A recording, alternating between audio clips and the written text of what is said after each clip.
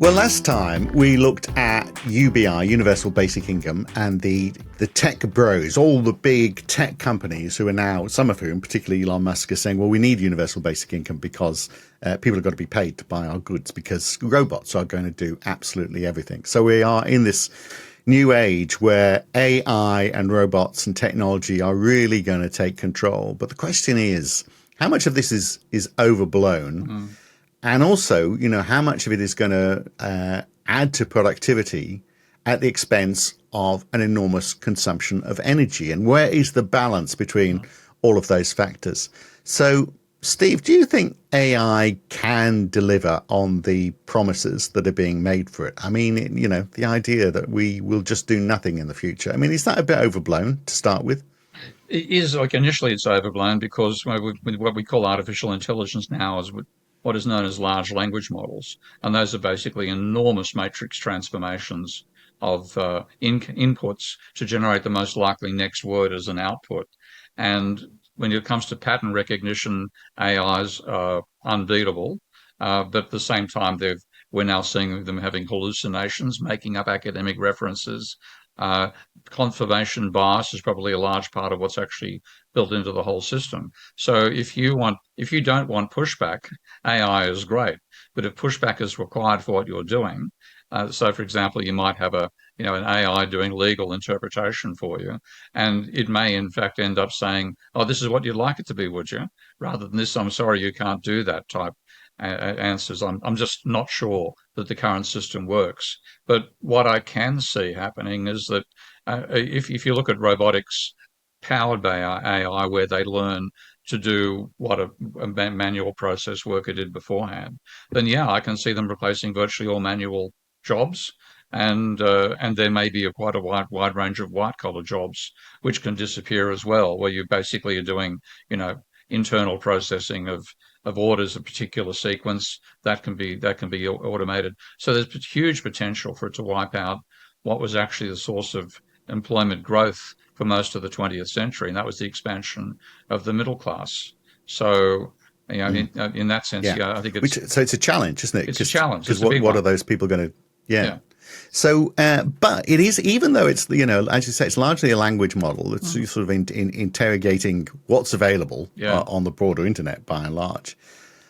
I mean, it's still quite astonishing what it can do now. Oh, yeah. So, for example, I just typed in, how has the Debunking Economics podcast changed over the years? Tell me if this rings true to you, because, we've both been through this journey. Yeah. Debunking Economics podcast, hosted by Phil Dobbie and economist Steve Keen, got the net order right there for a start, has undergone a notable tonal evolution since its launch in 2016, which is correct. Initially focused on challenging neoclassical orthodoxy with academic rigor, it's become more punchy, topical, and politically provocative without losing its contrarian edge.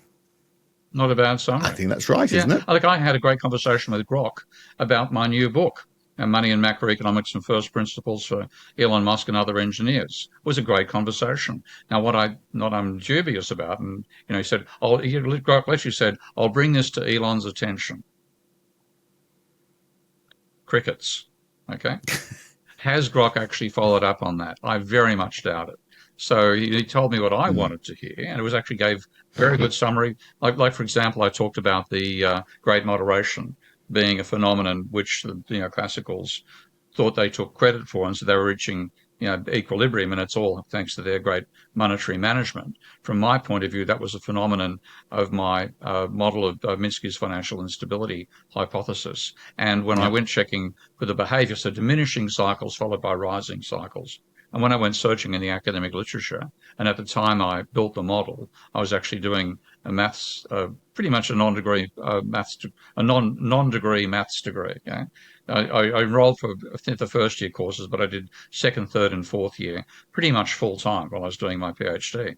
And we had a brilliant guy called Bruce Henry, who was his brother was the head of the Treasury at the time, Ken Henry.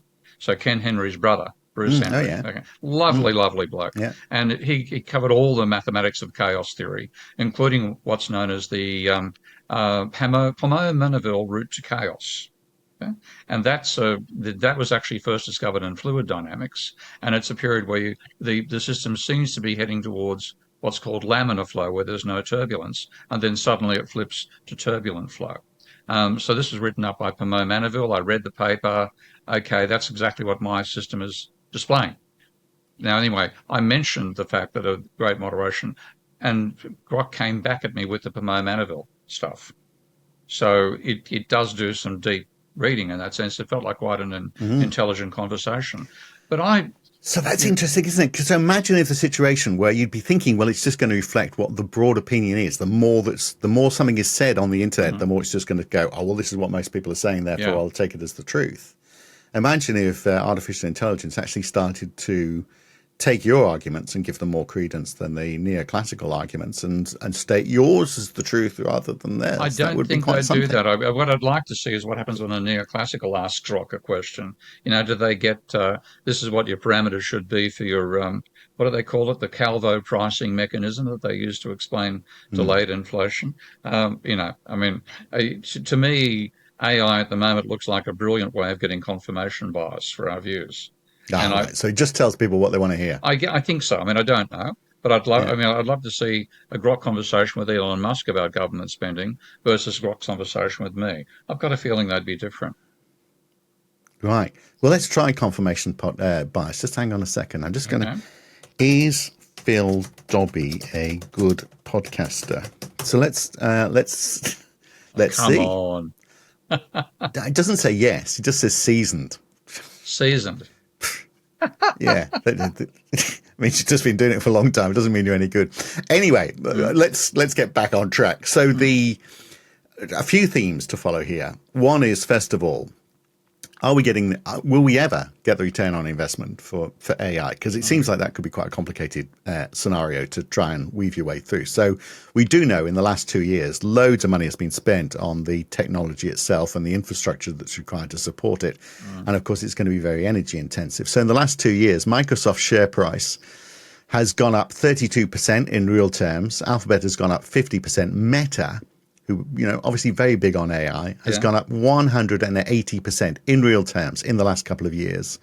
Oh, Of those, Microsoft's revenue has grown in real terms in line with their share price, but all the others, Meta's revenue growth is 32%. Their share price has gone up 180%. So their sales ratio has gone from 6.9 to 10.6 if we were to look at their revenue versus their market cap. So the ratio has gone from 6.9 to 10.6. All of this is based in 2 years.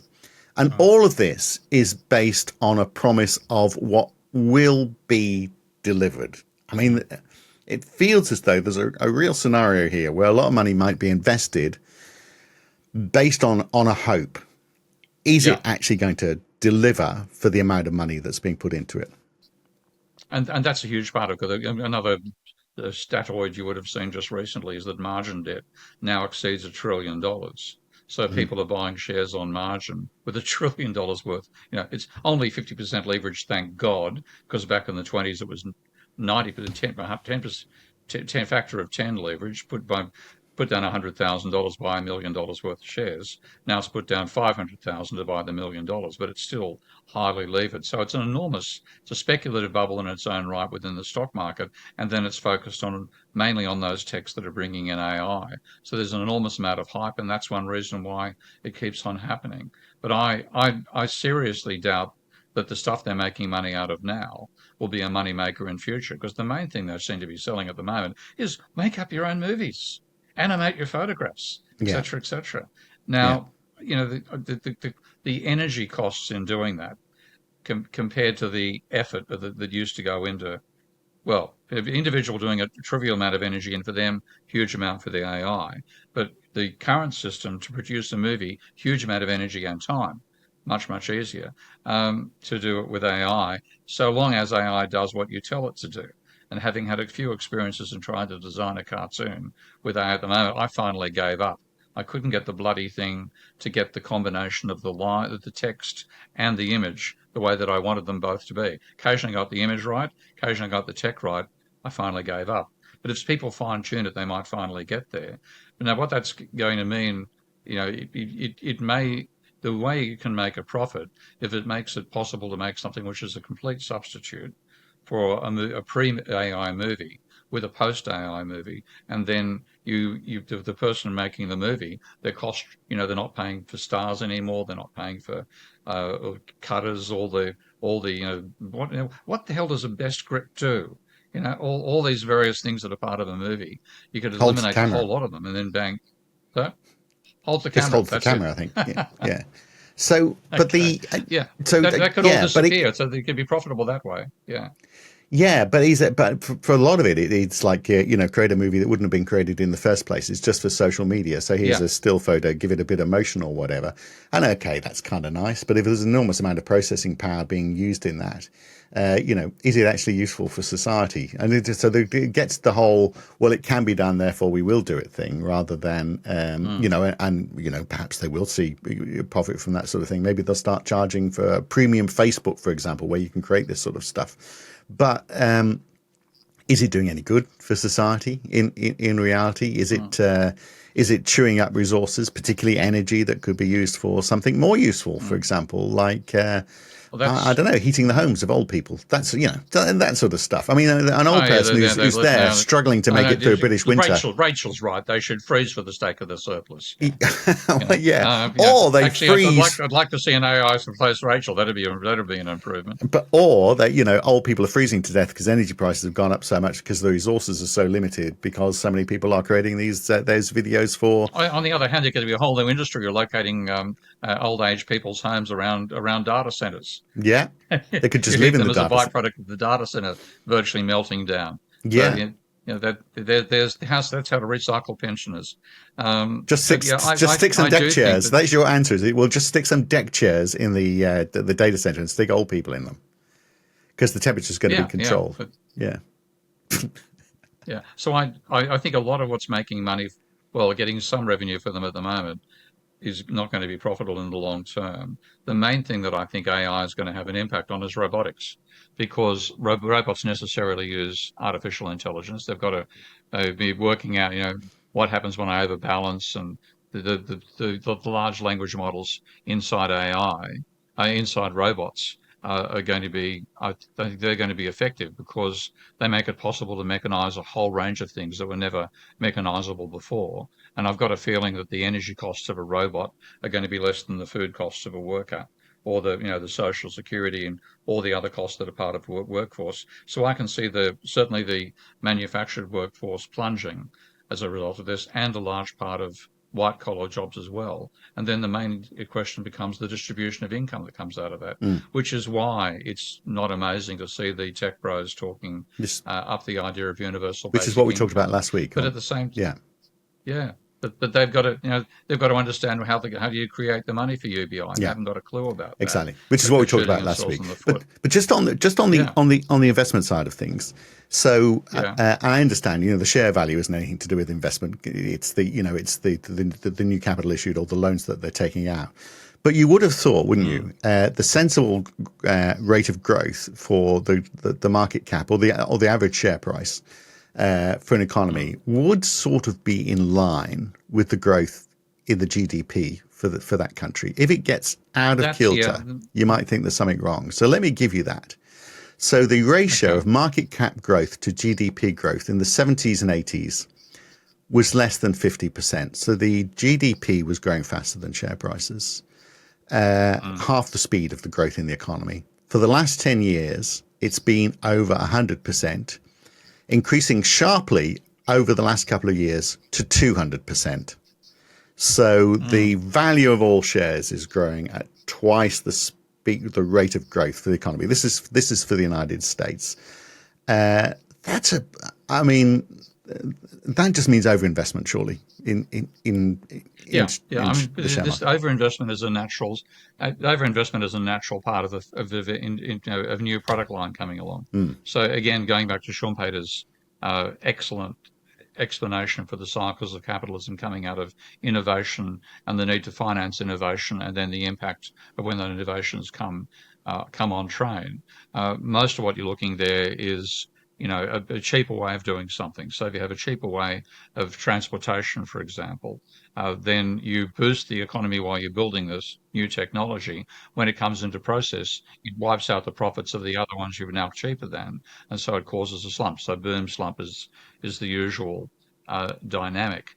But this is an entirely new industry at the moment. The fact we can actually, people in their underpants can shoot a movie with AI prompts. Uh, that sort of thing is in addition to what we used to spend. Mobile phones were like that, and when they first turned up, the fact you could take photos with a mobile phone uh, boosted demand for phones, undercut demand for cameras. So this sort of up and down, you would expect the new area to have a higher rate of growth of share price to output when it's initially starting. It's when it's stable, when that falls back into the overall system, then what do you get? So it's a natural thing to have some new technology being associated with a stock market bubble. The question is just how big does the bubble get and how much overinvestment occurs. And I've got a feeling there's quite a large amount of overinvestment right now. Yes, I get that. It's just the speed of it this time, isn't it? Like from a year, actually, we've gone from 100% to 200% of GDP growth. And, Yeah, 10 years ago, we were, or a bit more, we were at 50%. So all of a sudden, it's just skyrocketed, which I guess just shows the scale of the investment, which perhaps is a reflection of the scale of the impact that it's going to have on the economy. So look, we'll look at that yeah. when we come back. What are the real benefits that we're going to see, and what that means for the economy? We'll look at that when we come back. It's the Debunking Economics podcast. Back in a moment. So I guess, Steve, I mean, part of the question is we know the benefits it's going to provide for the technology companies that are providing AI because they're going to make money out of it. The question is, what does it do to the broader economy? The productivity gains that it's supposed to deliver. Because everyone's very quick to say, well, look what it's doing for Meta in terms of their share price, etc. But what about that legal firm or that school or that car plant? How are they benefiting? So and at what expense in terms of energy? So in 2024, U.S. energy consumption per capita grew by 1.7%. For the year, whereas actually it had been fairly stagnant before that. And there are many arguments that a lot of that increase, even though it seems like a lot, 1.7, but you think how it is actually quite a big percentage for the increase in energy consumption for 1 year. And there are arguments that almost all of that is coming from AI. And we're just at the beginning of this. So you'd assume that, okay, we're going to see more. So maybe they'll get up to 2 or 3% growth. Compounded 2 or 3% growth in energy consumption obviously This, becomes yeah, a problem, isn't it? yeah. And This is it's the thing. It's we are in, we're putting more energy in. We're using more energy than ever before for a range of technologies that never existed before. When we're about to run into an energy brick wall with the impact of global warming, that's what always worries me. It's like I always thought if when the shit hits the fan, then the easiest industries to get rid of are basically Bitcoin and cryptocurrencies, AI, and international travel. And if people really panic, and that's what our leaders are likely to do before they think they'll panic, shut those industries down. So it's something which any other time in human history it would have been we could handle it in our stride. Now we're already probably gone well beyond the energy consumption we can sustain. No, not probably, definitely well beyond what we can sustain. So when we get forced to reverse, what are the easiest industries to knock off? One of them is AI. yeah. Uh, and even before we hit that stage, there's still a question mark, isn't there, about Yeah. for the amount of, so you think about the energy that's being used for AI. So the energy consumption per capita in the United States is about 77,000 kilowatt hours per year. Mm. So according to AI, I asked this question, AI, I asked it, what sort of industries is AI going to have the greatest impact in terms of productivity? And according to them, Mm. professional service workers, their workplace footprint is modest compared to the AI footprint for those services is modest compared to the total personal energy use. So in other words, as far as a company Mm. is concerned, if you're looking at their energy footprint, if you've got AI to do their job, it would use a fraction of the energy of having a human being to do that job, because that human being, is using up energy in the workplace, but also using up energy to stay alive. But that's a bit of a bogus argument, isn't it? Unless you're going to kill that person for every AI job, unless They're the still argument is alive. That's they're still yeah. alive, they're still consuming energy. Unless we say, well, okay, we have to. If AI replaces a job, that person has to die. Which I mean, even for a right wing government, sounds a bit extreme, doesn't it? So I mean, there's a bit of double counting going on here. In other words, Oh yeah, yeah. I mean, there's this is the thing that I worry about because it's going to have an impact upon distribution of income because you had to hire clerical workers to do a huge amount of work in the pre-AI days. Now you can consider sacking them, and you may actually reduce the energy consumption overall, but you're going to bias the income distribution even further towards the rich away from the middle class because you're eliminating the middle class. And then the question is, how does the social system cope with that? I expect pretty badly.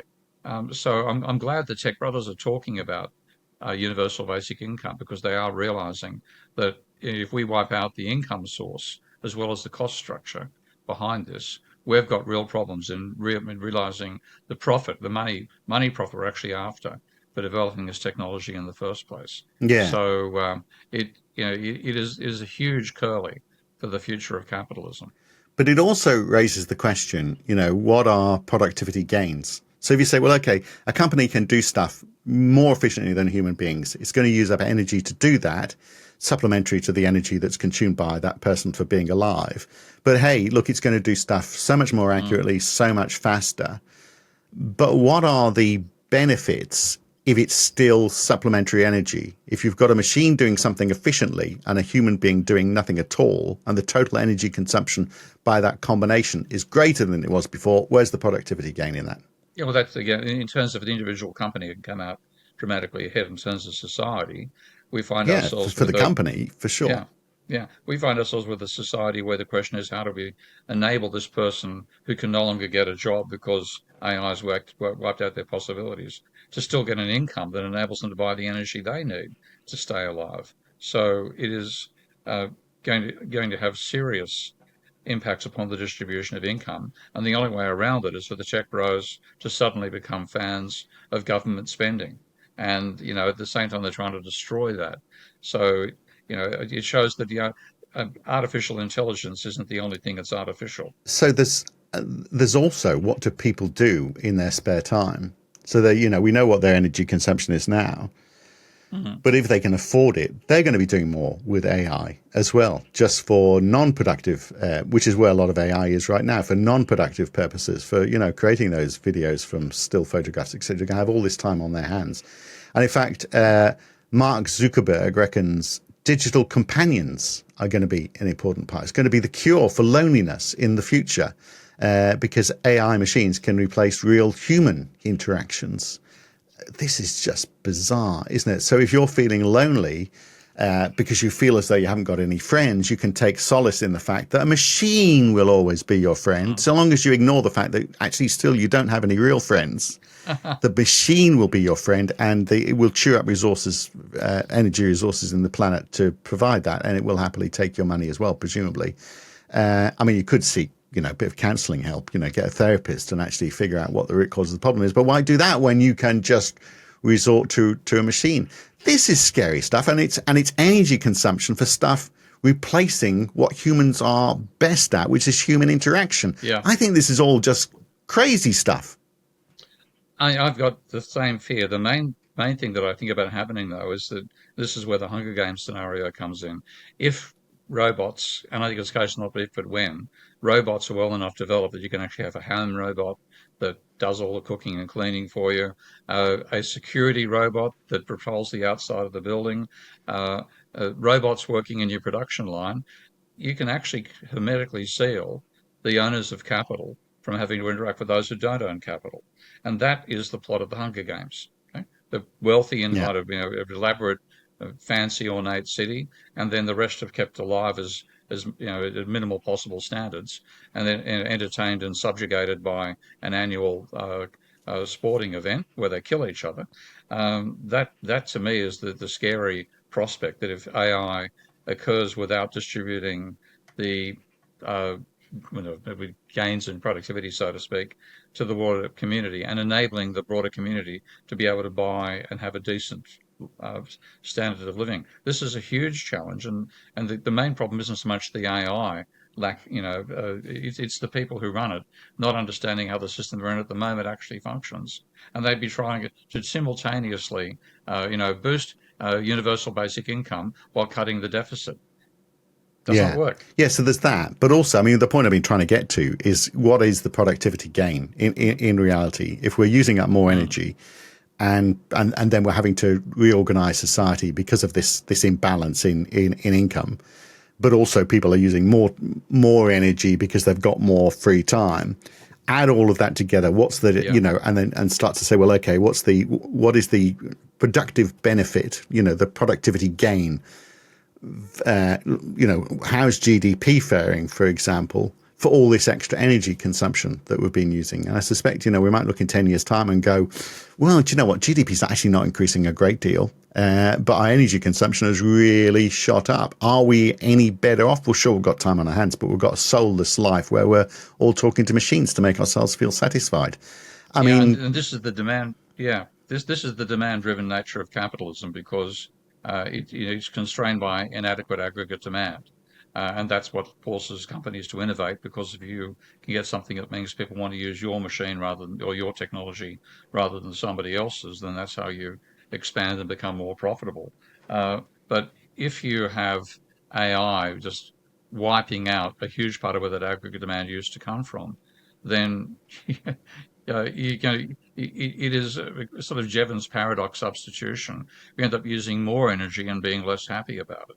So I do have you know, serious worries about how society will hold up when something of the order of 50% of the population is told your surplus requirements in terms of work for an income. Well, what do they do? And then, of course, if you give them enough money to be able to consume, to stay alive, they're likely to also be buying more of the output of AI, and you amplify the energy consumption rather than stabilizing it. Whereas what we should be trying to do at the moment is to reduce energy consumption. So, and the we've got a whole lot of problems we're not coping, we're not intellectually able to cope with.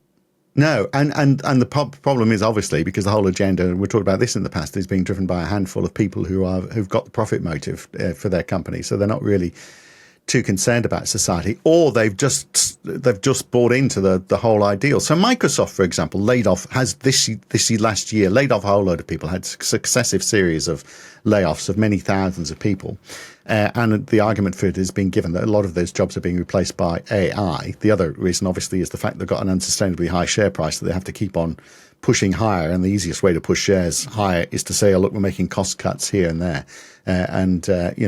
People love that sort of stuff. But one senior manager in Microsoft put on social media, had to take the post down after he was ridiculed for it, but Oh said yeah, all these people who'd lost their jobs, at least they can get, they can get assistance from the, therapy from AI. That they've got the tools for workers to be able to, lose their job. They'll feel better because a machine is going to make them feel better. Fuck off.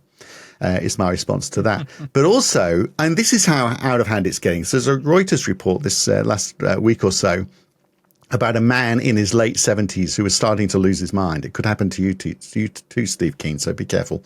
it already And has happened to me. Yeah. and this could happen to you too. He fell in love over the internet with a girl who was With quite close by, and this girl coaxed him for him to come and visit her. Even gave an address. God knows what the address Yeah, was.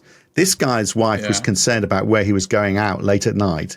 Late at night, on his way yeah. to the train station to go and meet this girl who doesn't exist at an address that's non-existent, fell over and died. So that death is on you, Well, Mark that's Zuckerberg. cuts back energy What? consumption. Yeah, okay. But I mean, how crazy is a Sorry. world where machines? I mean, next it'll be Meta. It'll be Meta asking for you to send money for her train ticket, a plane ticket, so she can come and visit you. Just starving I mean, AIs in Ethiopia and Nigerian AI princes, etc., etc. Yeah, I mean, I'm sure that's one of the most obvious industry to be revolutioning right now. How do we improve our scams to capture more, gullible old men into handing over their wallets to us? So yeah, it's it is a crazy world to actually be contributing because there have been so many science fiction attempts to say what this might be. And the Hunger Games being my favourite instance of that, Now, have but you seen many this? other Have on you the seen old Humans? Twilight Zone. Yeah, well, Humans is No, another interesting. There's a TV show called is it? Humans where everyone's got their own robots, and the robots, counsel everyone. Like Mark Zuckerberg suggesting, and they, look after the kids, and they look after the home, and they have sex with the husband as well when the wife's away. That's the dream supposedly, but again, a very shallow life. But also, there's the question about this energy that's being used, what are the alternative uses for that energy? Because, and we've touched on this in the last few weeks as well, it's going to push up energy prices. The companies that will be able to afford those higher energy prices will be the companies that are producing this AI technology. I know you don't like the word opportunity cost, but I'm just going to use it just this once, kind of sneak it in there. The opportunity cost of all of this is that, and that Never money again could with have. me, mate. One of my favourite hates that with that. So anyway, Well, okay. The alternative then is, yep. what could that energy have been used for if it's not being used for AI? And so look at, there's places in the States like Virginia, for example, which have got massive data centers, which have pushed up the local cost of energy because they're pulling out so much power from the grid. And so that's obviously going to impact the price for people who can't afford energy. And they reckon AI is going to double energy consumption over the next decade. And it's not just people at home. It's also going to make it more expensive for you to run a business as well. For lots of businesses, energy will be one of the key inputs. If that increases and yours is a sort of a fledgling industry, it's not going to happen because the energy costs are just not going to make sense. So Yeah. it becomes the all consumptive industry soaking up everything else. And that's well, the timing is the drastically bad thing. Again, that's one reason I made the mistake of not investing in Bitcoin because I couldn't take their energy consumption levels seriously. That's happened, but now we have Bitcoin consuming the energy of Switzerland. If we had an AI consuming the energy of Europe, that is quite a feasible level of energy consumption, given the fact that Microsoft, I think, recently recommissioned Three Mile Island. Mm. So the extra energy is so huge, and yet this is what with this and we're about to learn from global warming is we've got to reverse it. We've got to reduce our energy consumption. So we've got a technology which is massively dependent on the thing we need to reduce the most. Yeah, and it's got to push has got to come to shove at some point. So another one of those interesting things you can drop into a conversation. The water used for cooling data centers is about the same as the water usage for everybody, people and businesses in Denmark. So a country of about 6 million people. Its water Mm. consumption is about the same as the water consumption for data centers around the world. But that's now. Obviously, next year it'll be completely different. In 10 years, it'll probably be it'll be twice that of Denmark. So assuming I don't know why Denmark. Maybe we pick that just because it's 6 million people, or maybe people in Denmark don't use a lot of water, so it sounds better. Maybe they don't wash very often in Denmark. But I mean, it's a it's a big concern, isn't it? Yeah, yeah. No, it's the resource consumption is non-trivial. This is partly people would think, okay, AI is going to find a way to replace mundane jobs with a lower level of energy consumption. In fact, it will in a lot of industries use less energy than what we currently use. But if we're going to keep those people alive, as you say, their energy needs are going to continue, and we're going to be adding on top of it. So again, it's another example of the paradox that Jevons first identified, that when we find a new source of energy, rather than that meaning we use less of previous sources, we add that onto other sources of energy. And equally, we're going to be adding this as an extra use of energy while still using energy for many of the same reasons. The big difference is the extent to which you can replace, as I said, a whole lot of working class and middle class positions, which themselves consume energy.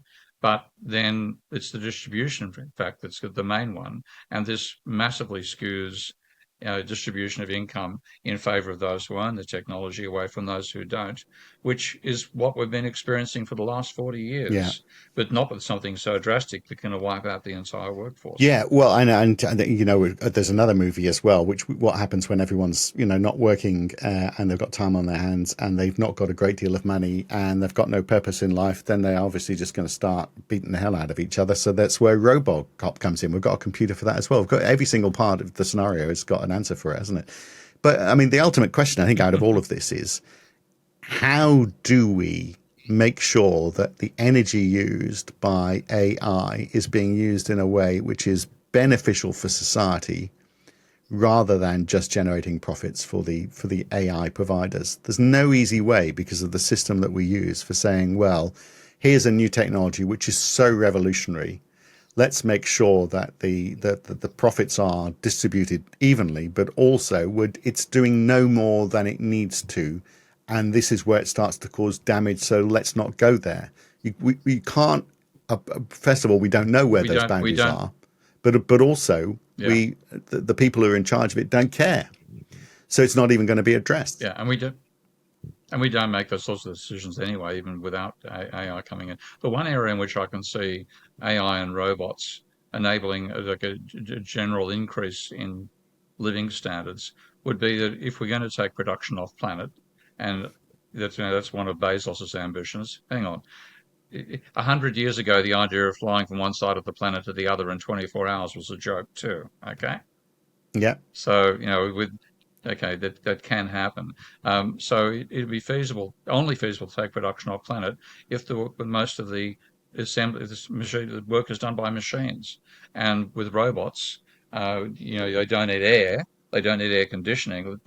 There's so many things they don't need. Then you can imagine having factories in outer space that only have robots in them. And then what do you do with the product? Again, it comes down to distribution. If it goes back to the tech bros who own the machines, then we end up in Hunger right. Games. You've got to have, you're going to make it sustainable for the scale of human population we currently have, then that UBI is absolutely critical. But again, I wish some of the tech bros would ask an AI, how can we fund a UBI? And they might find it might be, oh, by the other thing you're trying to eliminate, which is the government deficit.